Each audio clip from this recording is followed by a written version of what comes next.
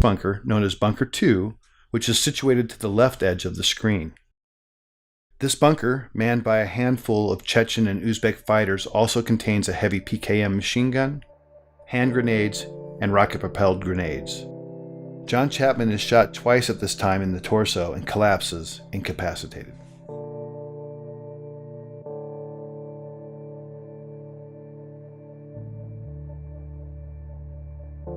You are now looking at a new angle, and at the left of the screen can be seen the two-man fire team and team leader on top of the boulder.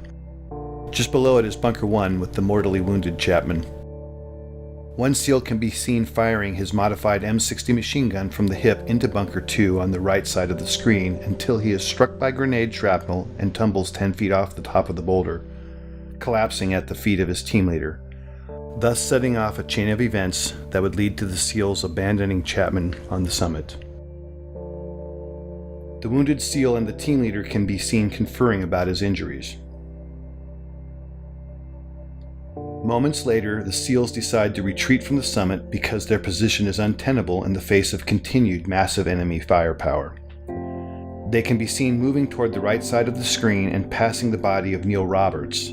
Unfortunately, the SEALs do not pass John Chapman, who is above them and inside Bunker 1. This angle shows 3 SEALs in a triangle. The larger black heat signature is a smoke grenade. Just to its left is a donkey and dead Al-Qaeda fighter killed by Chapman. The steepness of the mountain can be seen as the SEALs begin to slide down the near sheer face.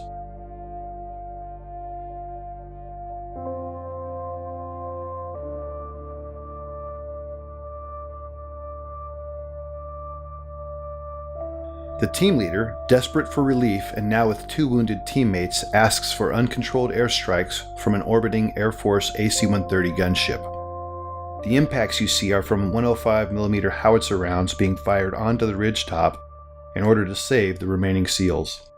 Because neither the SEALs nor gunship know Chapman is alive, he is experiencing these detonations from his position. At approximately 5:20 in the morning, Chapman recovers and begins to engage the enemy. Bunker 1 is on the right side center of the screen and Bunker 2 to the left near the screen center. It will never be known what caused his incapacitation and recovery. Of the 2 rounds that originally wounded him, at least 1 was mortal, and at this time he is experiencing severe blood loss and shock. Despite that, he begins his one-man stand against 24 enemy combatants. During this time, Chapman initiates a series of radio calls, many of which are heard by a fellow combat controller and teammate of his and Delta Force operators on a nearby summit. Despite this combat controller's replies, Chapman never acknowledges whether because of damage to his equipment or himself will never be known. This new angle and footage shows Chapman at the top, identified by the green dot under the tree at Bunker 1. The lower center of the screen shows the first enemy fighter who is about to charge Chapman in the hopes of killing the American. The timestamp at the bottom shows it is now 6:05 in the morning and fully light. He's been fighting alone now for 40+ minutes and has received more gunshot and shrapnel wounds as a result of the fierce combat. This scene shows the second of several enemy charges. In this stunning display of determination and courage, Chapman can be seen fighting hand-to-hand with the fighter. In the larger screen display can be seen additional enemy moving on to the summit. But right now, John Chapman is fighting for his life. 6 minutes later, in this new shot, Chapman can hear another helicopter approaching the summit. He is in the bottom center of the screen underneath the tree and can be seen in the magnified inset box as he begins his desperate final stand to save the lives of the 18 men on the helicopter. The red dots are enemy fighters. John begins engaging the enemy in multiple directions and is rapidly approaching the last of his ammunition. The helicopter contains a quick reaction force comprised of Rangers, pararescuemen, and another combat controller. It is now 6:13 and the helicopter is short final. The enemy is desperately trying to displace Chapman so they can put heavy weapons or rocket-propelled grenades in Bunker 1 while simultaneously engaging the helicopter. With the choice to save his life or the lives of his unknown comrades, Chapman makes the decision to climb out of the bunker and begin firing in multiple directions as can be seen in the inset. Suffering from as many as a dozen wounds, Chapman is in fact already in the process of dying. As he fights, the helicopter is struck by a rocket-propelled grenade and makes a remarkable controlled crash just below Chapman and the summit.